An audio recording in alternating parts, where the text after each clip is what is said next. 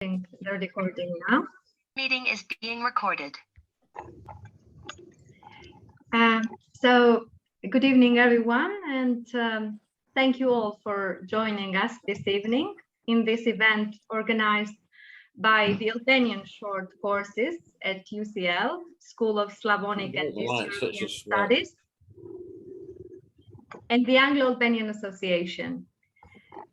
This year marks 100 years of diplomatic relations between Albania and the United Kingdom, but it seems that I'm sorry, I don't think that everyone is muted, and we hear some disruption.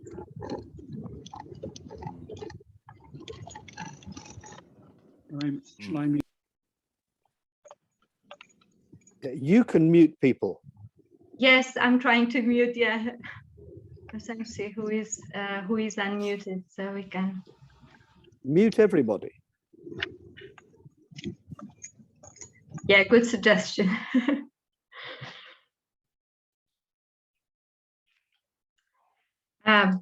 So thank you again. And as I said earlier, this year marks 100 years of diplomatic relations between Albania and the United Kingdom. But it seems that the British-Albanian encounters have begun much earlier.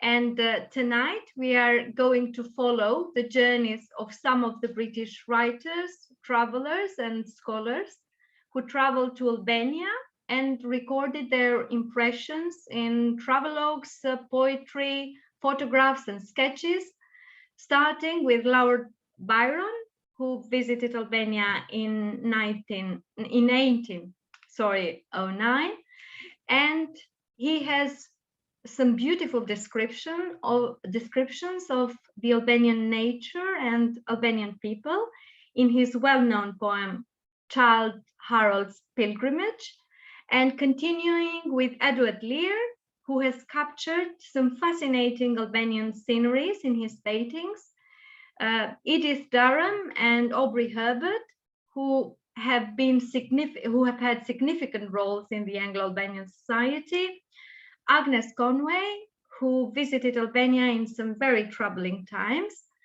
Jan and Cora Gordon, who only by the title of their book, Two Vagabonds in Albania, make you want to hear more about their impressions, Stuart Mann, who has worked at SEAS, at this very university that gives us the opportunity to organize such events, Bernard Newman, with the description of his journey in Albania in his bicycle, and we'll finish with one of the folk stories that Margaret Hasluck collected during her stay in Albania.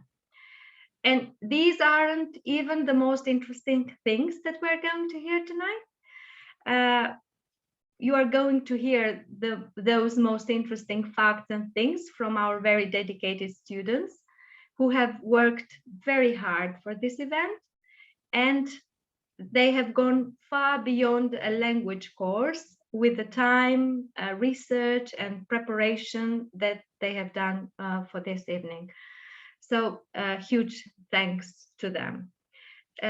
It's difficult to include everyone who has traveled to Albania and has written about Albania, but this is, quoting one of my students, just a taster of some of the impressions and some of their perceptions. I'll mention later the students again, but now I'm mentioning them in the order that they will speak tonight. Rebecca Matthias, who is joining us from Spain, who she lives currently, Joan Pierce, John Watkins, and Francesca Getza. Thank you for all your hard work. Also, I wanted to thank SEAS that continuously supports the Albanian language and all of our initiatives, and Albanian language promotion, and of course, the Anglo-Albanian Association for a wonderful cooperation. I want also to thank the Albanian embassy, who always supports us and comes to our events. Thanks again. And Stephen, now the floor is yours if you want to say a few words for this event.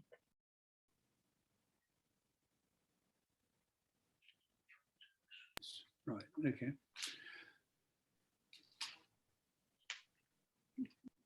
Good evening, everyone. Miram Brema.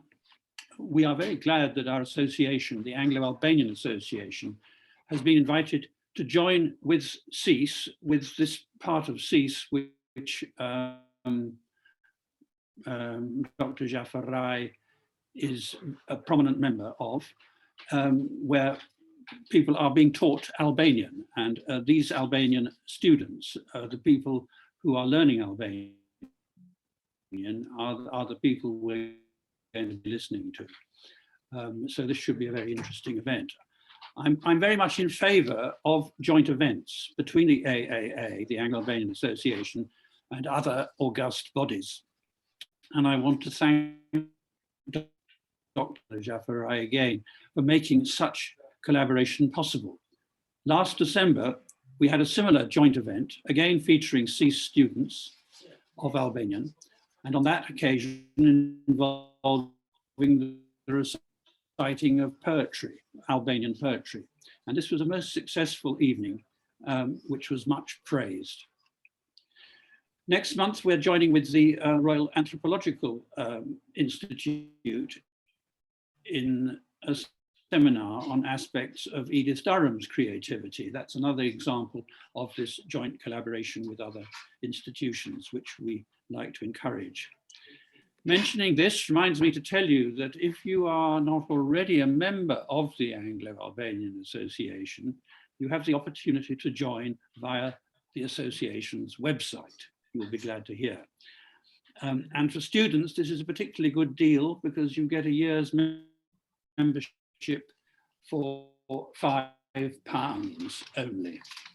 And for non-students, a year is to cost you £15, and for family membership, £25. To give you an example of the sort of talks that we are holding, and I'm glad Dr. Jafar Rai mentioned the 100th, the centenary year which we're celebrating at the moment, and which is this is what we are mainly engaged in for the last few months, and will continue to be putting forward events which somehow are resonate the centenary. In May, we're having a talk by the Albanian author, Dr. Lea Upi, whose subject will be her latest book, Free Coming of Age at the End of History, which you may well have heard about in the media. And later in the year, we look forward to a talk on the legacy of post-industrialism in Albania. I'm just giving you examples of the sort of talks that we can offer.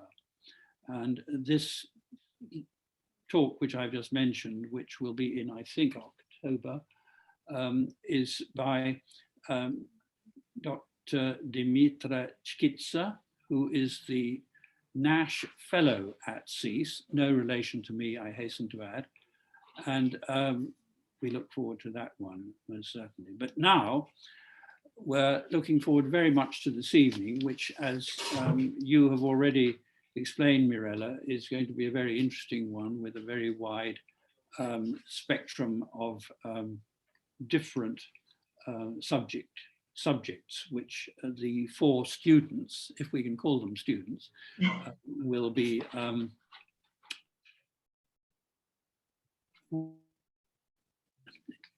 in talking about. So I'd now like to hand you back to Dr. Mirella Jafar Rai for this fascinating series of talks on British influences, a cultural mark in Albania. Thank you very much. Thank you. Thank you. Thank you very much, Stephen. And I now will give the word to the students, so they're gonna do the presentations. So we're gonna share our screens to show some of the very nice photographs that they were taken during the journeys, and also some paintings and some very interesting facts. So we'll start with with Rebecca, who will talk about Lord Byron.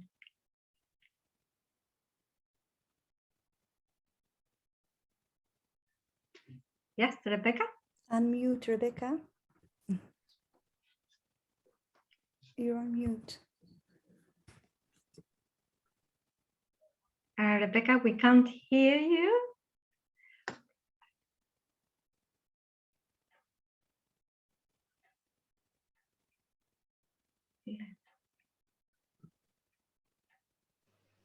Okay, now I'm unmuted. Okay.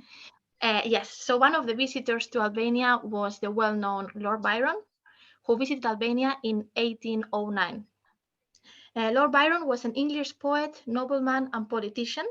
One of his best works include Childe Harold's Pilgrimage.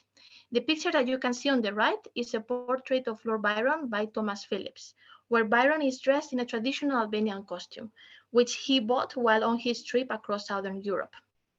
In his trip, he visited several countries, but his visit to Albania made a big impression on him.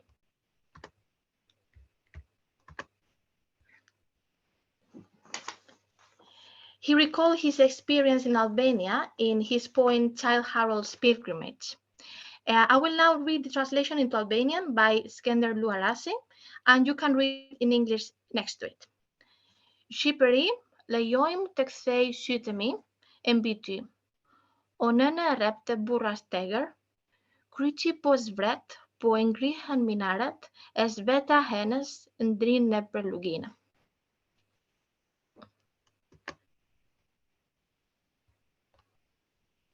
Oh, I got stuck a little bit. It's not moving up. Okay, it's moving now. Okay, so he takes his main character, which is obviously Childe Harold, to Tepelen, an Albanian town located on the left bank of the Vjosa River. Dielli po përëndon për te të morit, e Vjosa vjen me vallë të gërsuar. Hyjet e nates po e mbulojnë dhene. Tek rusej me kujdes të rthores thik, Haroldi pa si meteor në qiell, qamit e ndritura në Tepelenes. Dhe muret e kalas për milu. In this picture here, you can see the Vjosa River that he's talking about.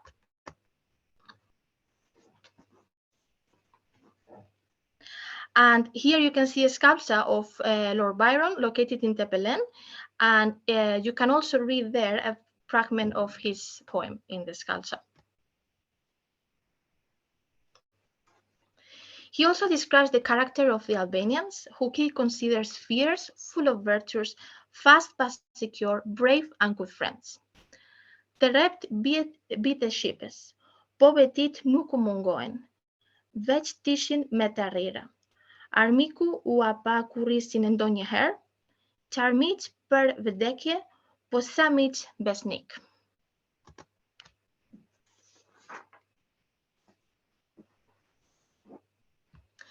He also documented his journey around Albania in some letters that he sent to his mother. These letters give an insight into the Albanian culture, and they also describe Albanians. He says, for instance, like all the Albanians, he is brave, rigidly honest, and faithful. But they are cruel, though not treacherous, and have several vices, but no meanness. They are perhaps the most beautiful racing point of countenance in the world.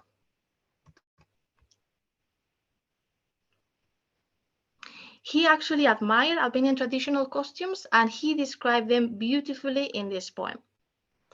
Shik të egrin shqiptar në fustanele, e rrobat të qëndisura me ar, armet të lara me flori, sa bukur.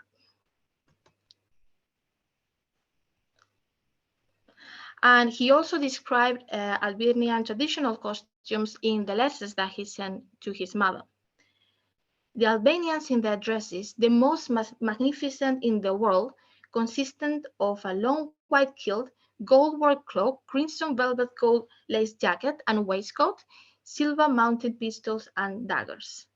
And this picture here, you can see the original costume that he was wearing in the painting that I showed before. So Byron's journey around Albania was more than just an adventure. He found Albania an intriguing place, and despite the violence of the Ottomans at that time, he could appreciate the beauty of its landscapes and its people. Albania definitely left an everlasting impression on him. He actually wrote over 300 lines about Albania, and Albania inspired the poem that made him famous. As he would describe himself, Albania is the dwelling of the mountaineer and a country of the most picturesque beauty.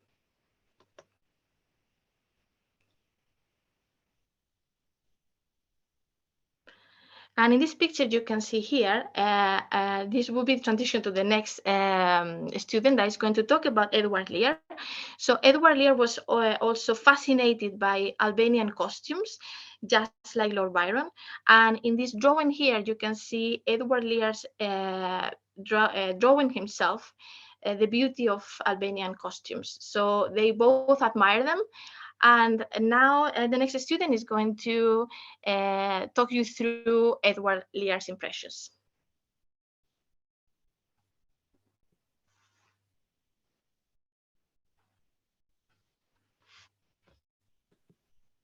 So,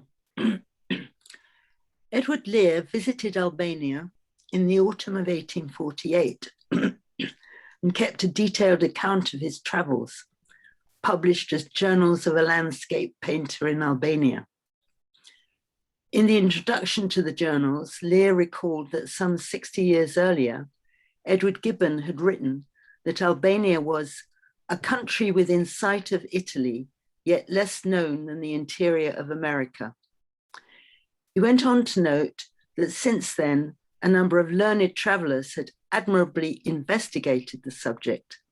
There was, he wrote, but little opportunity left for the gleanings of the landscape painter. Yet he believed himself to be the only Englishman to have published any account of some parts, including Croia. Lear enthused about the rare combination of interesting and beautiful objects to be found in Albania. Simple and exquisite mountain forms, the lake, the river, and the wide plain, the charm of architecture, mosques, minarets, forts, and a profusion everywhere of the most magnificent foliage. He went on to extol the majestic cliff-girt shores, mountain passes, deep bays, and blue seas, olive-clothed slopes, and snow-capped mountain peaks, and with all this, a crowded variety of costume and pictorial incident, such as bewilders and delights an artist at each step he takes. On the 24th of September, Edward Lear entered Albania from the shores of Lake Ohrid and headed for Elbasan. It was heavy going. He wrote, "Our progress is of the very slowest, either along sharp, narrow paths cut in the rock at the very edge of formidable precipices, or by still narrower tracks running on the bare side of a perpendicular clay ravine, or winding among huge trunks of forest trees between which the baggage mule becomes wedged." Having stayed briefly in Elbasan and Tirana, the party headed for Croia.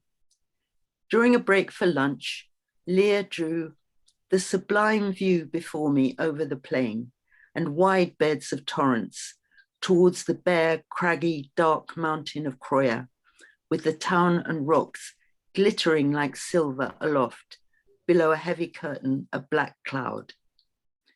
In Croia, Lear was the guest of the Bey, a lad of 18 or 19, whose uncles were governors of Tirana. Before supper, they sat down and conversed. The Bey was moved to discourse about ships that went without sails and coaches that were impelled without horses. And to please him, I drew a steamboat and a railway carriage. He asked if they could make any noise, and I replied by imitating both inventions as best I could. Tick-tock, tick-tock, tick-tock, tock-a-tock, tock-a-tock, tock, tock, and squish-squash, squish-squash, squish-squash, thump, bump. After visiting Shkodra, they headed towards Berat, suffering many delays caused by bad weather to the point that Lear dubbed it unreachable Berat. They finally arrived on the 14th of October. The next day, towards evening, Lear was in the marketplace. In fact, at this season, the dry bed of the river, which doesn't rise so high until much later in the year. Long mounted lines of elderly men on asses were returning to Berat from vineyards or village gardens higher up the river. Lear next arrived in Flora, which for him was full of artistic incident. You have mosques and bazaars, storks' nests, and picturesque desolation, for it is but a poor place now, having suffered in the latest Albanian rebellion. After further excursions, Lear returned to Flora, from where he was to visit a monastery. As he and his guide skirted the salt lagoons, he noticed an infinite number of what appeared to be large white stones. He resolved to examine these mysterious white stones. As he came near, one and all put forth legs, long necks, and great wings, and so many great pelicans rose up into the air. On the 1st of November, Lear reached Gjirokastër. He described the town as built on 3 distinct ridges, separated by deep ravines. Many buildings are scattered picturesquely down their sides, mingled with fine trees, while the center and highest ridge of the rock, isolated from the parent mountain and connected with it only by an aqueduct, is crowned by the most striking feature of the place, a black ruined castle. 3 days later, he departed for Greece.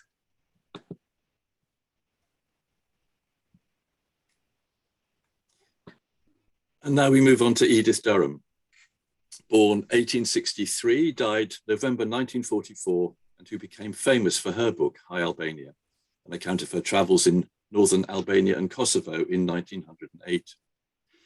While she was in Shkodër waiting to depart, she was photographed by Kel Marubi at the Marubi Studios in Shkodër. That spring, 1908, the Ottoman Empire was in crisis. Resentment against the authorities was so great that the British vice consul in Shkodër felt obliged to warn Edith about the dangers she might face. "It is my duty to show you this," said our vice consul, "but as I know you, I do not suppose it will make any difference." It was an official letter from our embassy in Constantinople, warning all persons traveling in the Turkish Empire merely for pleasure that the British government would neither be responsible for their safety nor pay ransom. Edith, predictably, ignored the warnings. And on May the 8th, 1908, she left Shkodër before dawn, oozing, as she says, out of the town by the wrong road to mislead the authorities. For the next 2 months, she traveled in northern Albania, writing, sketching, and taking photographs with her trusty Kodak. This next picture, not one of Edith's, is from a later journey in 1913. There she is. There she is on the left of the picture with her parasol. In July, she was back in Shkodër. Revolution was in the air. The Young Turks had overthrown the old regime and a new constitution had been adopted. Up until then, Kosovo had been off limits to foreign visitors. Edith grabbed her moment. She says, "I leapt at the chance of being the first foreigner to enter the closed districts under the new state of affairs and applied properly through the consulate for a tezkere, a permit to travel to Prizren. The Young Turk authorities, pleased to find a British female willing to test the new regime in her own person, gave permission at once." In August, Edith left Shkodër and this time headed northeast to Puk, Hani Arshit, and then to Jakova and Prizren, into what she called the debatable lands, the regions contested by Serbs and Albanians. As always, she was accompanied by her trusty manservant, Marko Shantoja. That's him on the right, with the fine moustache and belly. Holding the horse is Ren Vula, a man from Jakova she also hired. Edith took the photo. After a grueling 3 days in blistering heat, the party reached Jakova. I beheld it as a dream city, she said, golden in the evening glow. Edith was impressed by the bridge, but close to, Jakova was grim, a town built of mud bricks with streets that were, as she says, incomparably filthy and stinking. All the muck from the privies and every sort of refuse are thrown out into any open spot and left to fester. Despite, or perhaps because of, the new constitution, tensions in Jakova were running high. Edith's party was chased through the streets by a crowd of Muslim boys shouting and howling. Nor was it surprising, she writes, if it be true that, as I was afterwards told, I was the first quite unveiled woman that had walked through the town within anyone's recollection, if ever. Marco and our guide were both horribly nervous. The latter kept his hand on the butt of his rifle at all times. From Jakova, the party made for Prizren. The road followed the Eranik River, crossing it twice. Once on Urai Terziver, a grand stone bridge of 11 arches, wrote Edith, said to have been built 300 years ago by the tailors of Jakova and Prizren, and then on Ura F. Sheit. They climbed a rise, and there lay Prizren in the valley below, with the ruins of an old castle and white walls of modern barracks on the height beyond. Fortune was favouring me, said Edith, beyond my deserts. Prizren was another of my dream cities, and I beheld it with my waking eyes. She timed her visit well. It was the 1st of September, the Sultan's accession day, and the town was celebrating. The streets gay with flags, tissue paper chains and fans, bands, pom-poms at night. The heat was intense and sleep impossible. I did not get to the bazaar until 7:30 the next morning, a scandalously late hour in these lands. But the bazaar, she said, was worth all the journey. I wandered up and down and in and out of the long wooden tunnels of the bazaar streets, dark with hot, rich shadows, glowing with goods. Gentian root and iris root are heaped to the herbalists, black nuts for the black hair day of the Christians, and logwood for the red of the Muslims, henna for the palms and fingernails. Three-cornered amulets sewn up in velvet, yeleks and diamadans richly embroidered with thick orange silk cord, horse trappings with scarlet tassels and gay saddlebags. Out into the big open spaces in a glory of golden light were piled tons of grapes, peaches, melons, pumpkins, gourds, glowing heaps of scarlet and orange tomatoes, shiny paprikas, black purple aubergines, long green bamias, cabbage, lettuces, beans, in Arabian-like profusion. The peace, she says, that reigned in the bazaar seemed to hush before the storm. She was right.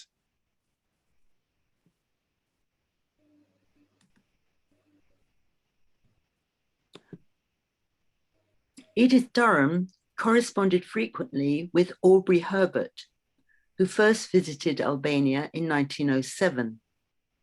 He was elected as a Conservative MP in November 1911 at the age of 31 and championed the Albanian cause in Parliament until his early death in 1923.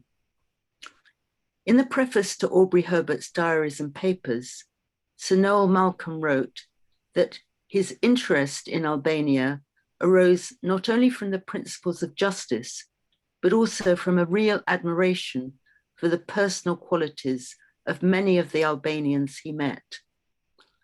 One of these was Isa Boletin, whom Herbert first met in Mitrovica in late August 1912. War between Italy and Turkey had broken out in 1911 and led to wider conflict in the Balkans. Herbert wrote, "I went to dine with the Austrians. In the middle of dinner, I received a mysterious message to say that Isa Boletin was waiting for me outside the town. It was a perfect night outside with an enormous full moon in a cloudless sky. Isa had come to meet me at a khan outside the town. In the courtyard were numbers of his wild Albanian mountaineers, covered with weapons. They made a fine picture in the moonlight. Upstairs on the landing, was another crowd of beweaponed Albanians. The walls were all hung round with arms. I went into a fair-sized room where I found Isa Boletin, a very tall, lithe, well-made Albanian, aquiline with restless eyes and a handsome, fierce face in the geg dress. We sat down on a low divan in the window. We'd been talking for a while when a couple of shots went off under the window. Isa pulled back a little curtain and looked out into the moonlight. As he did so, a dozen shots rang out just outside. Instantly, his clansmen swarmed into the room, taking arms down from the wall. Isa jumped up with a rifle in his hand and said to me, "The house is surrounded by the Turks. I'm going to fight my way out." I said to him, "I will come with you, and if you are taken, the Turks will not shoot you if I am there." He said, "No, you are my guest. My honor will not allow this thing." Isa and his men poured out. They returned almost at once. It had only been a brawl outside. Turks, they said, and nobody hurt. I'm very glad that I saw it. It was wonderful, the way in which the clansmen formed around Isa Boletin. They were like men on springs, active and lithe as panthers. 6 weeks later, the First Balkan War erupted. During the war, Boletin led armed guerrillas in Kosovo and later in Albania proper in support of the provisional government, which proclaimed Albanian independence in Flora on the 28th of November 1912. After the war ended, the Conference of Ambassadors, representing the 6 great powers, convened in London to establish frontiers and the status of Albania.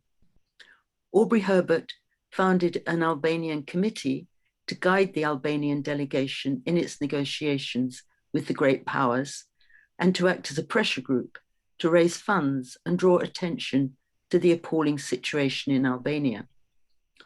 At the conclusion of the war, wrote Herbert, when Turkey and Europe was shattered, refugees rather than representatives came to England to make the desperate case known. The Albanian deputation was led by Ismail Kemal Bey. The most picturesque figure was Isa Bey Boletin, the Robin Hood of Albania. He was an uneducated man with a great and a just reputation for courage and resource. His deeds have become legends and his escapes from Turks and Serbs, fables. He was lost and homesick in London, for he could not speak a word of English.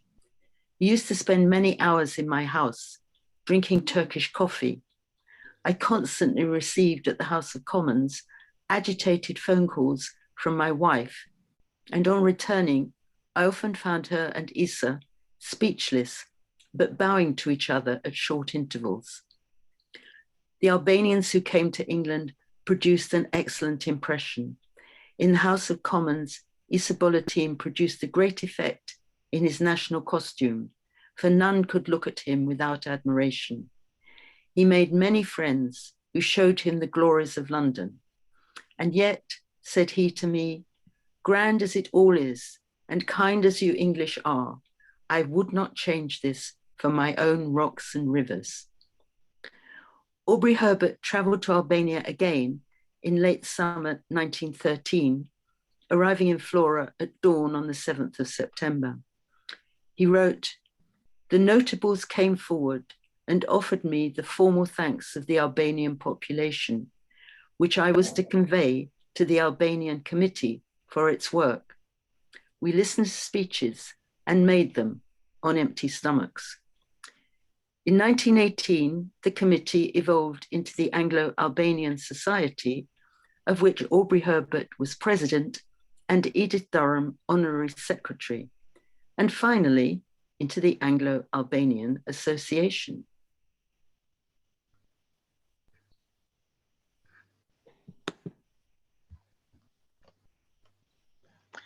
Another visitor to Albania was Agnes Ethel Conway. She was a British writer, historian, and archaeologist, and she visited Albania with her friend Evelyn Radford in 1914, which was a very turbulent time for Albania because the Balkan Wars had just ended, but part of Albania was still under the control of the Greek forces. She was very intrepid as she visited Albania in a very dangerous time. She described her journey in her book A Ride Through the Balkans on Classic Ground with a Camera, published in 1917. I will now read some fragments and show some pictures from her book. So the two women entered Albania from the south and then explored the Albanian coast, Vlora and Durrës, before taking a steamer across the lake to Skutari, Shkodra. By this time, early May 1913, Shkodra is under the control of a multinational force, and the governor of Shkodra was an Englishman, Colonel Phillips. In Shkodra, the interest of the street life surpasses description. The costumes were unbelievable. The rich Catholic Albanian women wear trousers with from 16 to 40 yards of material round each leg, with 2 pairs more inside. What with their high-heel kid boots, the way they have to waddle in order to get over the ground is most extraordinary. The men are excessively tall and thin, with keen, peering faces, armed always with rifle, revolver, and knife.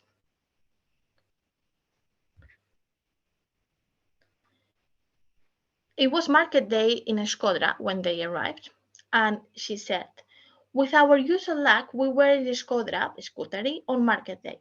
From early morn, men from the mountains streamed into the town, some dressed in savage-looking yellow skins, others in the narrow black and white trousers that begin way below the waist. The Christian Mysore women dressed not unlike the women of Epirus, in rough-colored stockings and very short narrow skirts, but each was burdened with a metal belt 6 inches wide, which it made one tired to look at." In the afternoon, Colonel Phillips took Agnes and Evelyn to see the castle, Rosafa Castle. The castle is a superb Venetian stronghold crowning the hill above the bazaar. It has the finest entrance arch, 6 bays deep, I ever saw, and on the summit, beside the Albanian flag, flew those of England, Austria, Italy, France, and Germany. The view from there is sublime. On one side, the hill drops perpendicularly to the wide river Drin that sweeps around it in a bend. Beyond are the heights of Tarabosh, from which the Montenegrids attack Skutari. The green land sloping to the lake, studded with minarets and red roof houses, with the mountains in the distance, made an unforgettable picture. In her book, A Ride Through the Balkans, Conway gives us a first-hand account of Albania at a very turbulent time. She captured her trip in pictures, which give us a great insight into Albanian culture, clothing, and people at that time. Now we move on 11 years to 1925 and a book called Two Vagabonds in Albania, which was actually published in 1927. The authors were the Gordons, a husband and wife team. Jan wrote and did watercolors, Cora sketched. It was a very successful format. The Gordons produced a number of vagabond books, all beautifully illustrated. Their journey, Two Vagabonds in Albania, was made in the summer of 1925. They travelled across most of the country, from Gjirokastër in the south to Boga and Thethi in the north. This map was drawn by Jan. After Tirana, Elbasan and Pogradec, they arrived in Permet, where they said we lingered rather longer than we had planned. They liked Permet. It was, they said, a town that seems to have been poured down a steep, gradually widening gully. It spreads broader and broader, and as it comes to the river, at the water's edge, a full stop has been put to it by a huge round boulder, 60 feet in diameter, which lies at the edge of a green, curving river. Anyone who's been to Permet will recognize that description. The Gordons were particularly impressed by the church of St. Friday, Kisha Eshen Premtas. Jan writes, the church had been built half underground to avoid the observation of the Turk, but on the lower side of the cloister was painted in such an amazing harlequinade of blue, crimson, yellow, and green squares that we stared open-mouthed. Parts of old paintings had been carefully preserved, but all the rest had been patchworked in this dazzling fashion. And at the moment we came upon it, two old women with saucers full of tint were engaged in freshening up the colours for the saint's feast day, which was but a short time hence. When they weren't sightseeing, Cora sat on a street corner or in one of the cafes and did quick, delightful sketches. The Gordons were struck by the large numbers of men in Permet and the almost complete absence of women. It seemed to them that most of the men were either emigrants or would-be emigrants, dressed in cheap and worn American clothes or imitations of American clothes. They sat around in the cafes or loafed on the street corners from morning to night and talked revolutionary politics. All the South was, of course, a hotbed of anti-Zogist conspiracies, or else sat for hours with blank faces, twirling chains or rosaries about their fingers. One of the reasons why the Gordons lingered in Permet was to meet a man called Vasil Novan. Vasil's life encapsulated the political confusion and chaos of early 20th century Albania. As a 17-year-old, Vasil had supported Wilhelm of Bede. When Wilhelm went into exile in September 1914, Vasil escaped to Greece and then to America. After the war, he went to Italy and was hired by the American Red Cross to help with famine relief in Albania. Vasil's revolutionary credentials got him a job with that most unorthodox of Orthodox bishops, Fan Noli, in his short-lived administration. But when Zog returned to power at the beginning of 1925, Vasil had to keep his head down. He took Jan and Cora to his family's village, Kosova, high in the hills above Permet, to meet his family. The village, he writes, clustered on the slope of a buttress overhanging a deep canyon. Out of a mass of low and terraced foliage, the houses stood one above the other irregularly, queer houses with deep verandas or large solid stone mansions with roofs of heavy grey slate. Vasil's family lived in one of the mansions with a noble archway and a large upstairs reception room lit by 10 windows, set with divans all around, bright hand-woven rugs, coloured wedding chests, and a carved wooden ceiling. They had lunch with Vasil's family. First, the little grandchild poured water over our hands from a copper-spouted vessel. Then she spread a sheet on the floor, rolled in a low table 1 foot high, around which we sat on our hams, and the service was complete. After 2 days at Kosova, they returned to Permet and then travelled on to Gjirokastër via Kultur and Tepelen. They heard later that, 3 days after we had traversed this very road, a well-known brigand stopped a passenger lorry, collected 20,000 crowns from the travellers, invited them to lunch with him at the roadside upon their own provisions, and finally disarmed and turned back a car full of police, which by chance interrupted the luncheon party. And that, excuse the pun, is a little taste of Albania in 1925 through the eyes of Jan and Cora Gordon.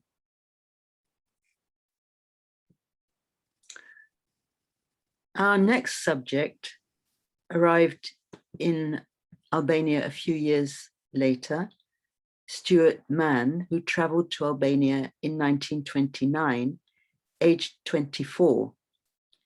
He got a job teaching English at the Tirana Vocational Training School and stayed for 2 years. In 1947, he became reader in Czech and Albanian at the School of Slavonic and East European Studies, where he worked until he retired. While there, he gave a talk about his time living in Tirana. Across the Adriatic I went by packet steamer from Brindisi to Durrës. Albania is a very small country, only a little larger than Wales, but with a language of its own. And this is the language I wanted to learn. From Durrës, you had to hire a car, and this was done by haggling with the driver in a public square. Children, as well as grown-ups, knew all about cars and aeroplanes. None had ever seen a train unless they had been abroad. You couldn't travel by train because there were none. Tirana, the new capital, was new only in name. Converted from a village, it had no drains, no water supply, no gas, and no public transport. It was typical of most Albanian villages, with dirt tracks for roads and mud brick houses for dwellings. Mann explained that 70% of the population were Muslims, while others belonged to the Catholic or Orthodox Church. Nonetheless, he went on, all Albanian children went to the same school and learned to sing the same national anthem, a song in praise of Zog, who had made himself king of the Albanians just a year before I arrived. The streets of Tirana were of dust or mud, according to the time of year. You were made aware of them each time an Italian car rushed past. Only the Italians, mostly engineers, had cars. The Albanians rode on donkeys. I remember the day when Albania first imported bicycles, the first ever seen in the country. There was a rush to buy these strange machines, and their new owners, trying them out for the first time, wobbled and fell or ran into each other. A single telegraph wire linked Tirana with Durrës and the outside world. Another went to Shkodra, 2 others went south.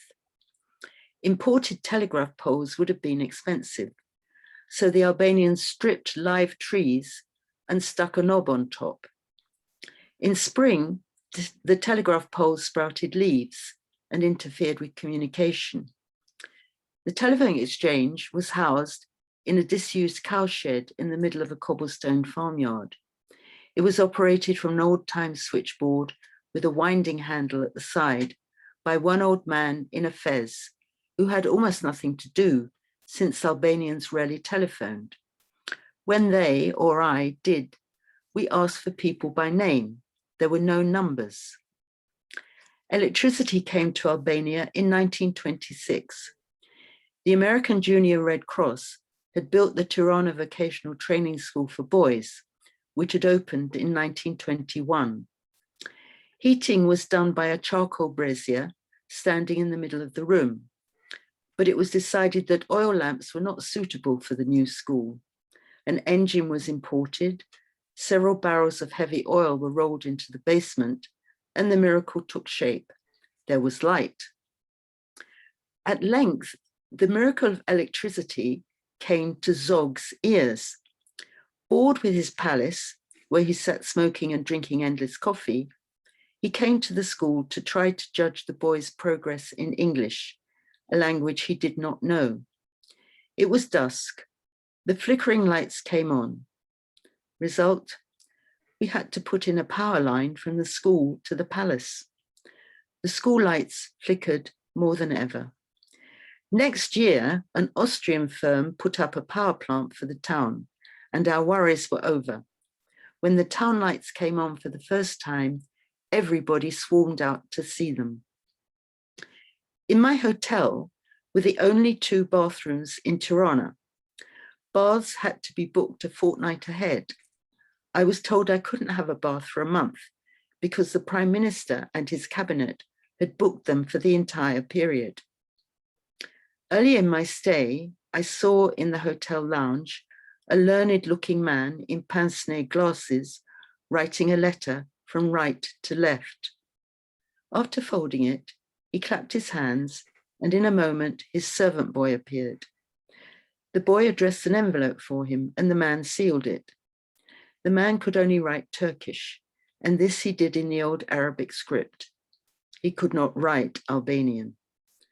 After the boy had gone, he asked me who I was. I told him and asked him who he was. "I'm the Prime Minister," he said.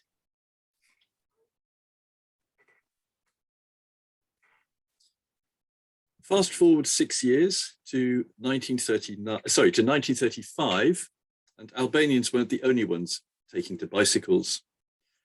Albanian Backdoor is a description of a journey made by bike through Yugoslavia and Albania in the summer of 1935. The book was published a year later. Its author, Bernard Newman, was a prolific writer and traveller. Like the Korans and their Vagabond series, Newman found a reliable and lucrative format in books about journeys made on his bike, which he called George. He also took his own photos. Newman began his tour in Slovenia, went south through Sarajevo and Skopje, and entered Albania from Macedonia at Sveti Naum. This border crossing is the back door of the book's title.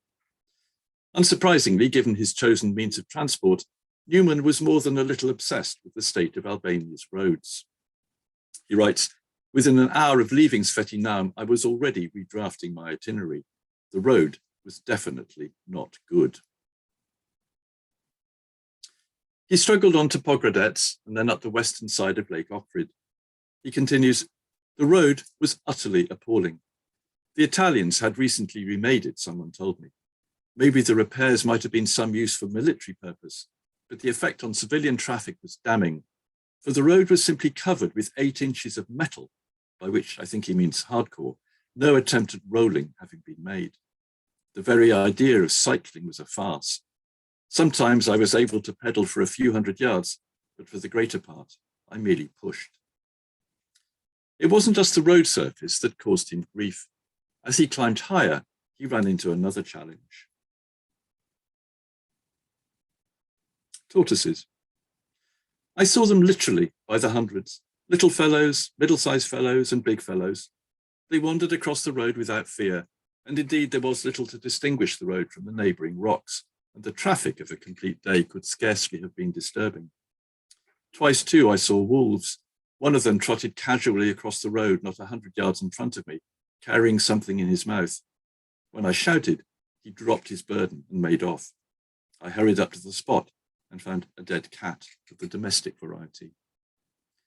The descent into the Shkumbin Valley was even more hair-raising. The road now was so impossible that it was absurd to think of riding.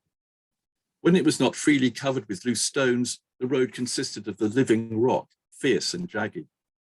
When in the late afternoon I reached the valley below, I was glad to see occasional groups of peasants at work in the fields. They were surprised to see me, and without exception dropped their sickles, rushed for the road, and shook me warmly by the hand.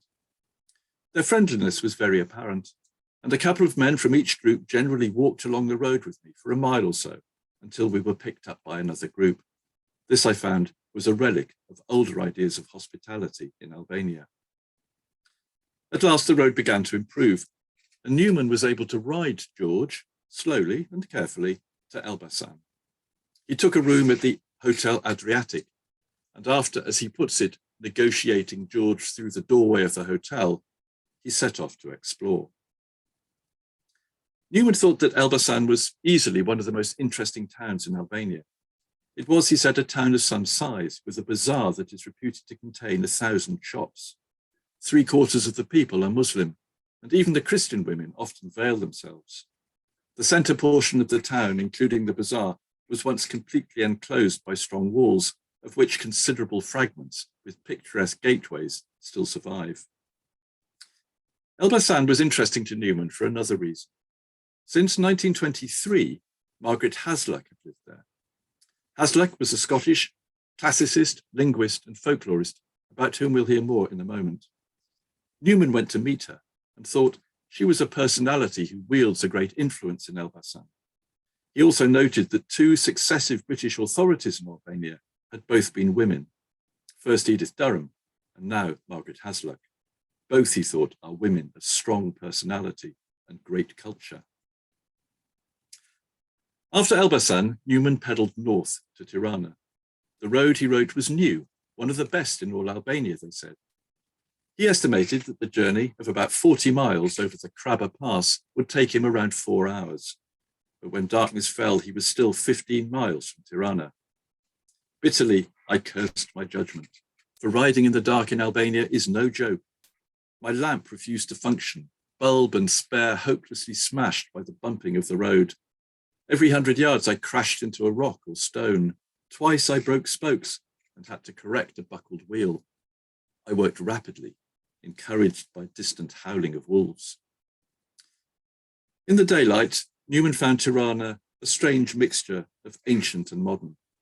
The central square was unfinished and unpaved. From it, he writes, another boulevard terminates in a little hill on whose summit King Zog plans one day to build a new palace. Newman was pleased that the king had wisely left its ancient quarter untouched. After Tirana, Newman cycled north, eventually having to jettison George because there were no roads to ride on. In Thethi, he made a prophecy. Albania is a land so magnificently scenic, housing so fascinating a people, that if Zog can maintain his 10 years of peace, then Albania will almost certainly rival Switzerland as the playground of Europe. But it wasn't to be. 4 years later, in April 1939, Italy invaded Albania. Zog departed, and a new chapter in what Newman calls the country's turbulent history had begun.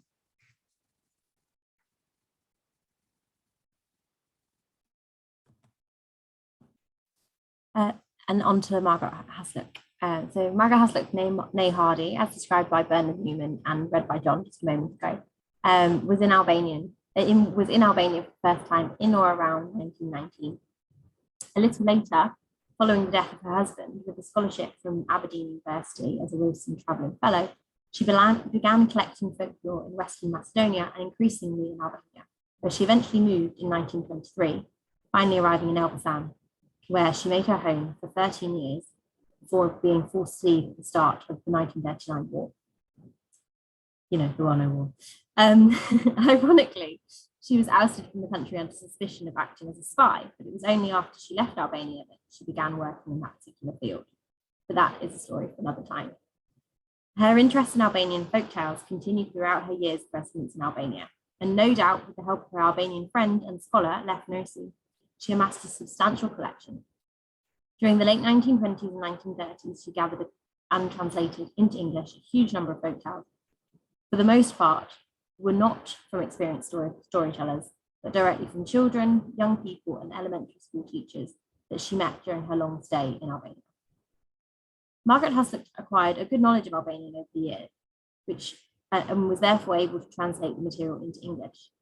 This was a notable achievement in itself, given that many of the folk tales she collected were from peasant children and adults, and they were recorded in various dialect forms. Much of her writings remained unpublished until after her death, but were preserved by the Taylor Institute of Oxford University and collated by Robert Elsey in 2015. Here is just one of the many stories from her collection. This is new, the mouse. Një herë në një plak, nuk kishin fëmijë.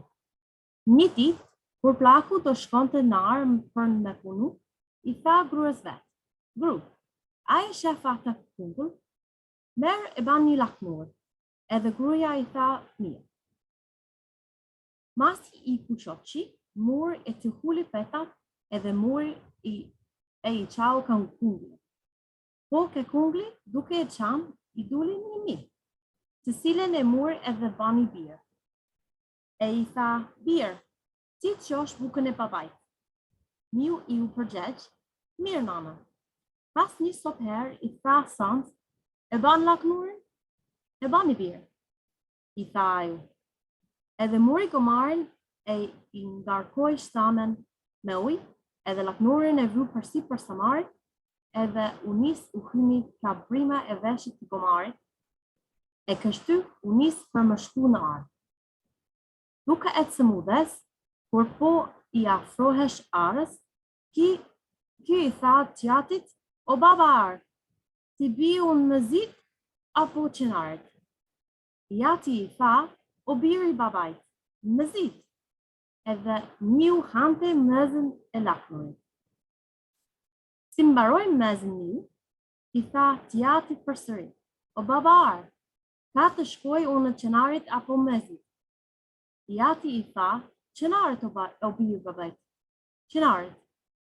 Ky hangër edhe qenarin e lakmurit, derisa u mbraro krejt. Kur shkoj ka Jati, ku e ke kukën, I tha. Miu I u përgjegj, e hangra. Jati I tha, qysh e hangër pa mua lakmurin? Miu I u përgjegj, o mirë baba, qysh fleta shty? Vet me thoshe, shko me zit, edhe unë haj me zin e lakmurin.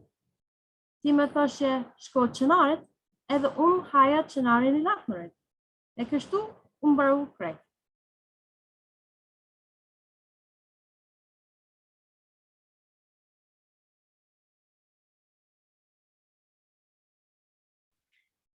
Faleminderit.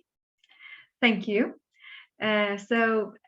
This was what we had prepared for tonight to share with you. As I said in the beginning, quoting the students, this was only a taster, because for each of them, you could do a separate event. There are so many things and so many impressions that they have described in their books about Albania and Albanians. So I want to thank you once again, all of you, for participating. I want to thank in particular the students who have done all this hard work. And hopefully we'll see each other in other events regarding Albanian culture, language, or history. So thank you again. And if Stephen wants to say anything before we end this meeting, or anyone else has to say anything, you're more than welcome. I would love just to say thank you very much, particularly to you, Mirella, because you are the sort of focal point of this activity, and we've now had 2 very good events managed by you, and I think the more of these we have, the better, basically. I mean, I picked up all sorts of really interesting little details about Albania, which I hadn't known before. One was particularly the tortoises, because I went during my time in Albania, and I spent 4 years in Albania during the 90s. I don't think I saw a single tortoise in the countryside. This gentleman was finding many indeed, and they were sort of riding over his bicycle. It was most extraordinary, but lots of very interesting detail and wonderful choice of topics too. I thought the whole thing was excellent, and the fact that, I mean, 4 or 5 of the subjects were people I very much had heard of, but there were 3 or 4 of them that I hadn't heard of before. So that was interesting to bring another unknown, to me anyway, author, and have some interesting information and reflections about them. So many thanks to you, and we look forward to the next one. Thank you. And I think that the appreciation and the most of the work is for the students. They have worked very much and really appreciate their work, many hours, as I said in the beginning, far beyond a language course, and I thank them for that. So I see Mr. Alistair King-Smith wants to say something. Oh, thank you. Thank you very much for joining us, Ambassador. Thank you, Mirella, and it's a real pleasure. And really, as everyone's saying in the chat, you know, huge congratulations to those who prepared such excellent little insights into what, as you say, Mirella, is a real rich sort of treasure trove of history that isn't known by people. And I mean, Stephen, I would share what you just said. You know, I knew a few of the names and a little bit about what they had done, but several of those stories were quite new, and you've excited me and I think whetted all of our appetites who've joined in this evening. It felt like a wonderful sort of old storytelling from the past and bringing it life today. So huge thanks, particularly to Joan, to John, to Fran, to Rebecca, to the other students who've prepared that. And I particularly enjoyed the recitation of the mouse. I thought that was charming. I wasn't quite sure the moral of the tale, whether it's you shouldn't, you know, start at the middle and eat out, or not suggest that others eat. But anyway, it was wonderful. And just in terms of the centenary, you know, we are looking ahead, as Stephen has said, as to how we make the most and bring to life the past connections across the years, but then use it to look forward. And so one of the things that we're really keen to do is to think about how we enthuse young people from the shared history to think about the shared future, and then also how we can create real lasting partnerships and institutional relationships that will make a difference. So I really appreciate people bringing this to life, because actually it will also help people be inspired to think about what we can do together in coming months and years. Thank you very much. Thank you very much, Mr. Ambassador, for joining us and for your encouraging words. And yeah, Francesca was trying to read the folk tale in the dialect of Elbasan, trying to preserve the way that it was written in the original. Shumë mirë është, shumë impresionues. And I could tell that there's so much in the chat. There's a whole list of comments, and obviously very favorable comments about the evening, which I do recommend that people look at. And just one piece of news I would like to, there's a hope that the book on Margaret Hasluck will be published this year. So we should all look out for that. Sorry to interrupt. I think somebody else wants to have a word too. I just wanted, as a previous teacher of the students, Joan and John and Rebecca and the others, I just wanted to congratulate them on the great research they've done. Obviously, Mirella for having the great idea and for organizing these great events. But also, I think the students have done a great job, as it was said by Mr. Ambassador and Mr. Naj, that even though we as Albanians know the majority of them, but still they've done even more research, and we even learned, even me as an Albanian person learned extra information. So well done, everybody, especially the students, Rebecca, John, Joan, Francesca, Mirella, and everybody. Thank you for joining. It was such a great event. Thanks. Thank you, Mirkena. I believe Ambassador Circo has joined us as well. Yes, thank you. Ambassador, thank you. Thank you very much. Thank you very much for joining us. Thank you, Mirella, for this fantastic evening that we spent together. And honestly, there were a lot of personality that I didn't know. And this is the right time. Now, the centenary this year, the centenary of our bilateral relation to make known to everyone the contribution of these people, and which represent a common value for both countries. And so I would like to thank also all the students for their efforts. And at the same time, my special thanks and compliments for their Albanians. Even sometimes it was difficult to speak in dialects, especially in Gek dialect, that's like the last case, but their Albanian were excellent. So congratulations, and thank you for your contribution. Thank you very much, Mr. Ambassador. Thank you very much for joining us, and thank you very much also for supporting us. We had several meetings with Ambassador Circo. He has come to one of our evenings, and we had a very enjoyable discussion with him. Thank you. So if anyone else hasn't anything to say, we will end here this meeting with many thanks again for everyone who participated and for our students in particular. Thank you very much. Have a lovely evening. Thank you. Faleminderit Mirkena, faleminderit të gjithëve. Pafshim. And read the chat comments, which are very complimentary. Yeah, thank you. Faleminderit. Faleminderit juve, faleminderit të gjithëve, një mbrëmje të këndshme.